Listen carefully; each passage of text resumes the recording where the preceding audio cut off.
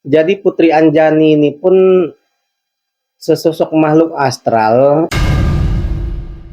Jadi badannya tuh manusia, setengah badan ke bawah tuh ular.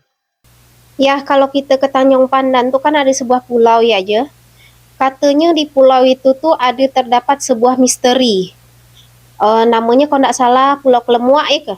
Kalimoa tuh tidak kurang sebasing namun kita ke situ. Jadi kan mun Pulau Kalimoa tuh mun kita pergi dari Tanjung Pendam tuh perjalanan sekitar 15 menit ya sampai 10 sampai 15 menit. Nah, jadi kalau kita sampai ke Pulau Kalimoa tuh di situ ada kelenteng, ada makam keramat. Jadi pulau itu tuh terkesan sakral gitu untuk masyarakat Belitung. Jadi kalau kita ubah-ubah itu pandai terkenaan kata orang Belitung begitu. Jadi asal Pulau Kalimoa sendiri sih sebenarnya dulunya memang dari nama Nek Moa. Jadi dulu kan ada orang Cina tuh diam situ namanya Nek Moa. Jadi ada air ngalir dulu. Nah itu disebut orang dikaitkan kan Nek Moa. Disebut kali. Jadi disebutlah pulau itu tuh Kalimoa. Sampai sekarang orang nyebutnya Kalimoa lah gitu. Ada no nyebutnya kala semua, kala mua, kan itu pun nggak orang-orang zaman-zaman baru nih nyebut gitu.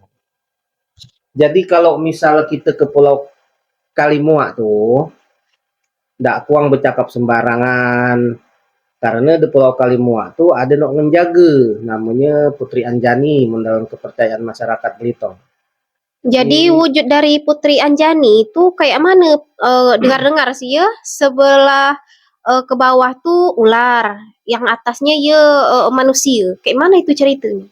jadi Putri Anjani ini pun sesosok makhluk astral nok dipercaya menjaga Pulau Kalimoa. Jadi badannya tuh manusia, setengah badan ke bawah tuh ular. Jadi ikornya ada di batu malang ular. Nah itulah kepercayaan masyarakat.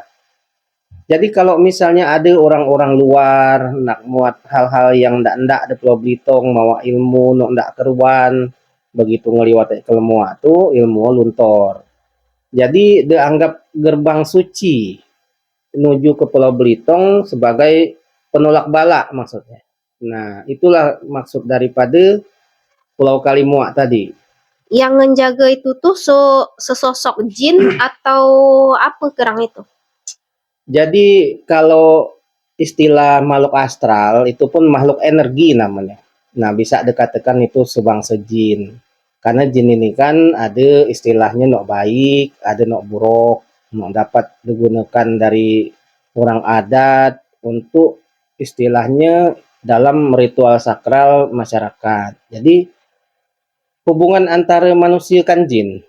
Nah, jadi kalau misalnya segala sesuatu halnya itu kan dinamisme keislaman namanya di dalam masyarakat Belitung sendiri, adat istiadat. Jadi kalau Pulau Kelemua itu pelambang sakral orang Belitung. Jadi kalau misalnya kita datang ke Pulau Kalimoa, kita ngelihat di situ tuh perpaduan orang Islam, orang Buddha, orang Tionghoa. Jadi kalau kelenteng sendiri sih tahun 1950 itu dibangun. Jadi itulah. Jadi mungkin kita bercerita tentang Pulau Kalimoa tuh ya tidak kuang sembarangan.